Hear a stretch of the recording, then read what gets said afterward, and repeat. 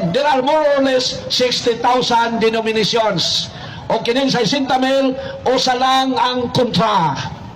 Akong balikon. O sa lang ang kontra. Kay kung maminaw ta sa saksi, Katoliko giatake. Kung maminaw ta ang pastor kibuloy, Katoliko makaluloy. Kung maminaw ta sa Pentecostal, Katoliko gifatal. Kung maminaw ta sa dating daan, Katoliko gipanawas-tamasan. Kung maminaw ta sa Iglesia ni Cristo, Katoliko ginatiko. Otro po din Foursquare, Katoliko gimasaker. Ha, Katoliko na yun ang ilang gitabangan. Ngano? Kay mo na gingon sa Ginoo alang sa wala kaabot sa kung pagbasa kaniya. Nga ang iyang katawhan bahin-bahinon dinhi sa kalibutan. Roma 16:17. Unya bugal-bugalan pagyud ta. Muna magprosesyon ta, magbugal-bugal na sila. Naabala sa Bible, isunod ko nagbasa. Roma 16:17.